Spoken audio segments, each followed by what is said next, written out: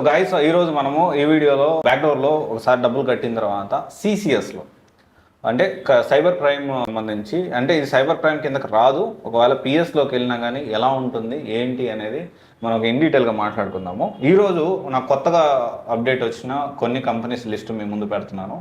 And definitely నేను already దీని గురించి మల్టిపుల్ వీడియోస్ చేశాను, వాటిల్లో కూడా చాలా కంపెనీస్ లిస్ట్ అనేది వచ్చాయి.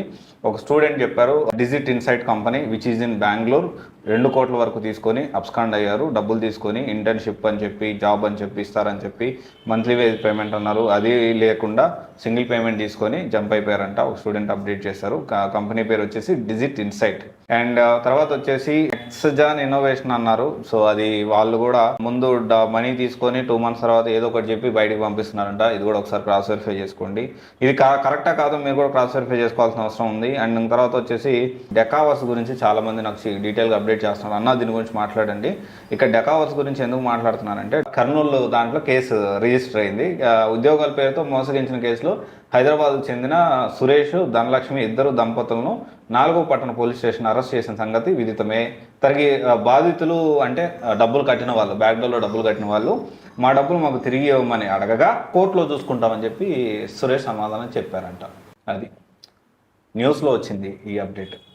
అండ్ ఇక్కడ వచ్చిన ప్రాబ్లం ఏంటి అంటే, మనము ఇది ఒక స్టూడెంట్ నాకు డీటెయిల్ ఇన్ఫర్మేషన్, అతను కట్టిన డబ్బులు 1.6 వరకు పే చేశాడు.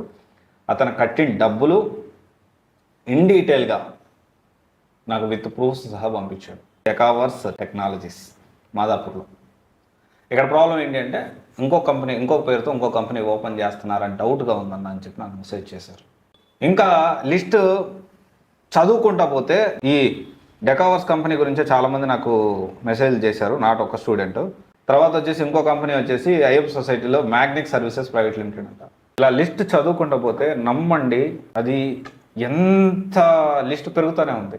Boycott backdoor, #boycott backdoor.